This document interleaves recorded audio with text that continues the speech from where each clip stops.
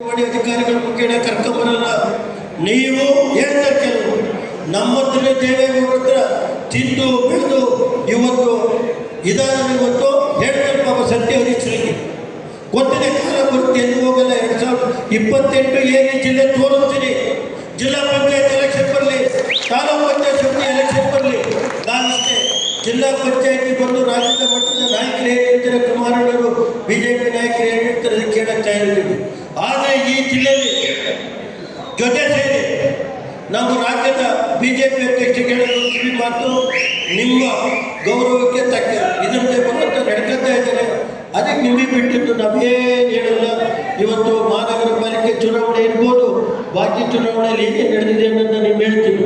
ಇವತ್ತು ಇನ್ನೂ ಕೆಲವು ವಿಷಯಗಳಿದೆ. ನಮ್ಮ ಜಿಲ್ಲಾ ಬ್ಯಾಂಕ್ನಲ್ಲಿ ಕುಮಾರಣ್ಣರಿಂದ ಎಷ್ಟು ಸಾಲ ಮನ್ನಾ ಆಗಿರ್ಬೋದು, ಮುಂದಿನ ದಿನದಲ್ಲಿ ಪ್ರಧಾನಮಂತ್ರಿಗಳ ಕರೆಸಿ ಆ ಸಂಜೆಗೆ ಸುಮಾರು 900 ಕೋಟಿ ರೂಪಾಯಿ ಉದ್ಘಾಟನೆ ಮಾಡೋದಕ್ಕೆ ರೆಡಿ ಇದ್ದೀವಿ, ಮಾಡ್ತೇವೆ. ದೇವೇಗೌಡರು ಮಾತಾಡಲಿ ಅಂತ ಹೇಳಿ ನಾನು ಏನು ಹೆಚ್ಚಿಗೆ ಮಾತಾಡಲ್ಲ. ಎಲ್ಲ ಪತ್ರಿಕಾ ಸ್ನೇಹಿತರಿಗೆ, ವೇದಿಕೆಯಲ್ಲಿರುವ ನಾಯಕರು ಇಷ್ಟೇ, ನಿಮ್ಮೆಲ್ಲರಿಗೂ ಹೊಂದಿಸಿ ಬೆಳಗ್ಗೆಯಿಂದ ನೀವು ಅಂತೇಳಿ ಇಲ್ಲಿ ಎಲ್ಲ ಸಹಕಾರ ಮಾಡಿದ್ರಿ.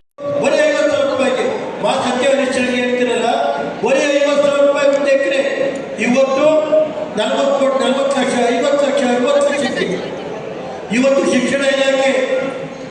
ಶಿಕ್ಷಣ ಇಲಾಖೆ ಖಾಸಗಿ ಜೊತೆ ಇದೆ. ಇವತ್ತು ಏನು ಪುಣ್ಯಾತನ್ನು ತಂದಂಥ ಶಾಲೆಗಳೆಲ್ಲ ಬಾಗಿಲು ಮುಚ್ಚೋ ಪರಿಸ್ಥಿತಿ ಇದೆ. ಶಿಕ್ಷಣ ಇಲಾಖೆ ಮೂಲಭೂತ ಸೌಕರ್ಯ ಕೊಡ್ತಾ ಇಲ್ಲ, ಅಥವಾ ಆಸ್ಪತ್ರೆಗಳು ಮುಚ್ಚೋ ಪರಿಸ್ಥಿತಿ ಬಂದು ಹೋಗಿದೆ. ದೊಡ್ಡ ಹಾಸ್ಪಿಟ್ಲ್ ಬರ್ತೀವಿ ಅಂತಾರೆ, ಮತ್ತೆ ಹೊಸಳ್ಳಿಗೆ ಇದಿಲ್ಲ ಅಂತಾರೆ. ಅಲ್ಲಿ ಎಷ್ಟು ಮೂಲಭೂತ ಸೌಕರ್ಯ ಕೊಡೋದು ಹೆಂಗೆ ನಡೆಯುತ್ತೆ ಅಂತ ಹೇಳ್ತೀವಿ. ನಾನಿವತ್ತೇನು ಹೇಳಲ್ಲ, 23 ಕೇಳ್ತಾರೋ ದೇವೇಗೌಡರು, 24 ಕೇಳ್ತಾರೋ ನಾವು